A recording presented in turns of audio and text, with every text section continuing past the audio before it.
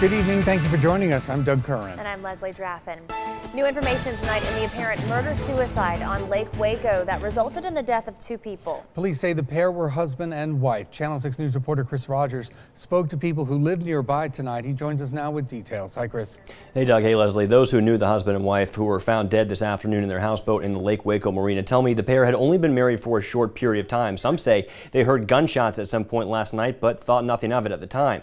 Police were called to the scene around 1 this afternoon. Were able to make a preliminary determination that both of the victims died of gunshot wounds, one of which was self-inflicted. So far, it is unclear who shot who, and police say they will not identify the victims until a later date as they work on notifying family members. The shooting most likely occurred overnight, but it wasn't until a co-worker came to check on them today and made a grisly discovery that police were called to investigate.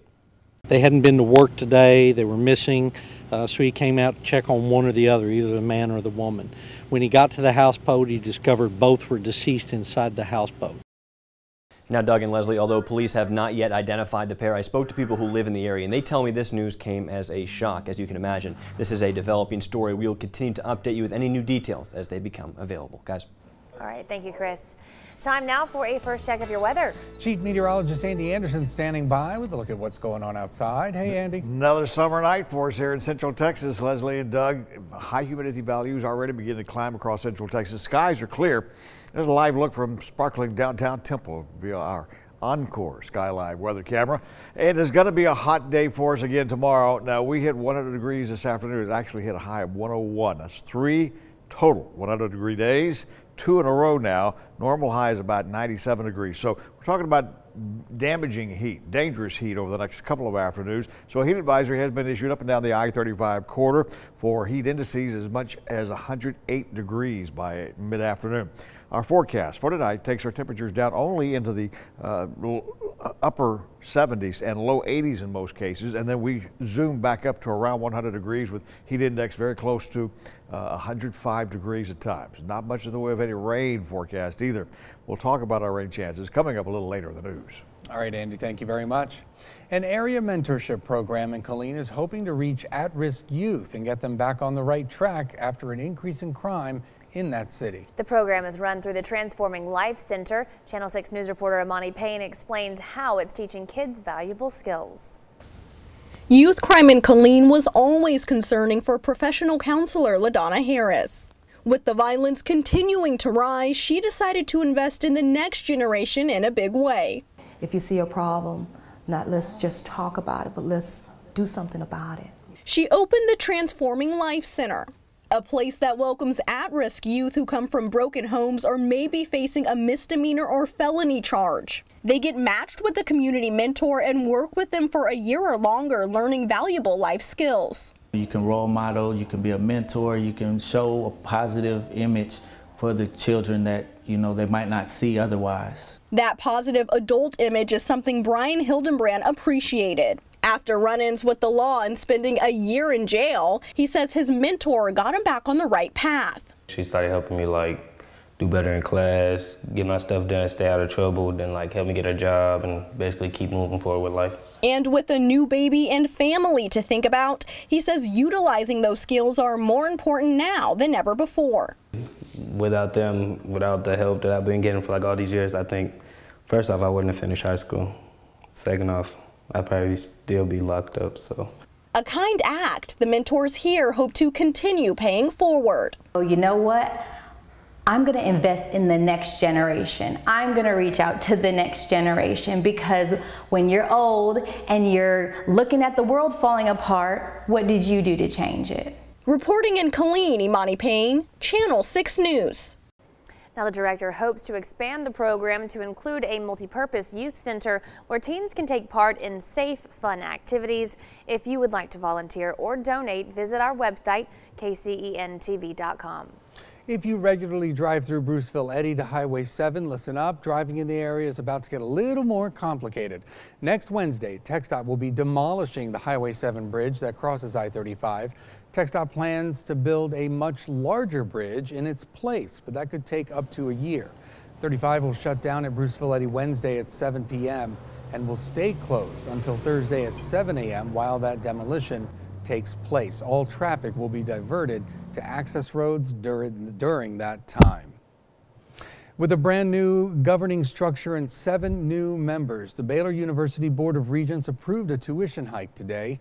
Next year, students will see a 4% increase in their tuition in physical education. Many still wonder how the university will heal after a number of lawsuits and sexual assault allegations brought a lot of negative attention to the university. Board Chairman Joel Allison says he believes it's best to leave the past behind. And we need to move forward.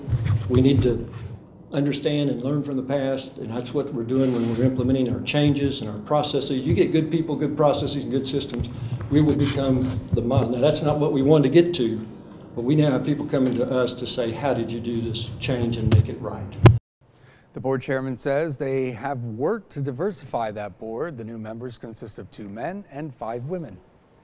White House Press Secretary Sean Spicer is out. He resigned today as the president names a billionaire Wall Street friend to run his communications office. This as the White House attempts to discredit special counsel Robert Mueller. Jennifer Johnson reports tonight. A major shakeup at the White House. Sean Spicer is out. Sarah Sanders is now the new White House press secretary. In the first on-camera briefing in 3 weeks, Sanders read a statement about Spicer from the president. I wish him continued success as he moves on to pursue new opportunities. Just look at his great television ratings. Spicer spoke on Fox. And I said, sir, I've had the opportunity to think about this. I think it is in the best interest of this administration and your presidency that I give these 2 individuals the opportunity to operate without me in the way. Spicer said to have quit after vehemently protesting the appointment of wealthy fundraiser and Washington outsider Anthony Scaramucci as White House communications director. Chief of Staff Reince Priebus also reportedly objected to Scaramucci, but now says he's 100% behind him. Reince and I have been personal friends for 6 years. We are a little bit like brothers, where we rough each other up once in a while. Speaking for the president, Spicer butted heads with the press from day one. This was the largest audience to ever witness an inauguration, period. The upheaval comes as Trump's team confirmed on Fox that it's investigating the investigator, special counsel Robert Mueller, because his legal team contributed to Hillary Clinton and Barack Obama's campaigns. People should know what folks' past and their motivations and their political motivations are.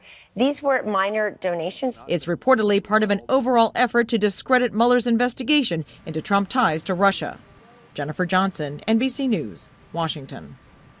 Meantime, former Texas Senator Kay Bailey Hutchison is vowing to take a tough stance on Russia if she's confirmed as the new ambassador to NATO. The Texas Tribune is reporting Hutchison told the State Foreign Relations Committee that they are beefing up defenses for an aggressive Russia. She also said it was likely Russia who interfered in the 2016 presidential election, something many other Republicans have not accepted. Well, some good news for you Fixer-Upper fans who have always wanted to own a piece of Chip and Joanna's collection. A massive Magnolia Market warehouse sale is going on in Waco this weekend. The semi-annual event started today at the Extraco Event Center and goes until tomorrow.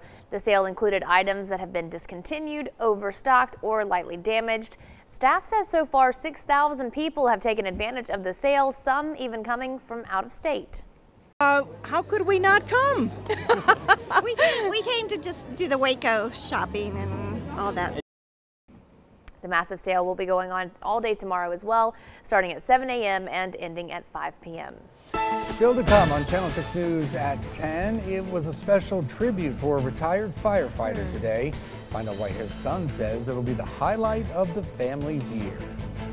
And the total solar eclipse is 1 month away. Though we may not see it in totality, we are sending a special crew to bring you the best view. We'll explain. If you're looking for a way to beat the heat, you might head for the beach. Looking pretty good chances of rain in Galveston, but the further south you go down the Texas Gulf Coast, the better our rain chances begin to diminish. It looks like it's going to be sunshine from the valley on back up towards Matagorda Bay, but rain likely in the upper Texas Gulf Coast. Our forecast for Central Texas up next. Stay with us.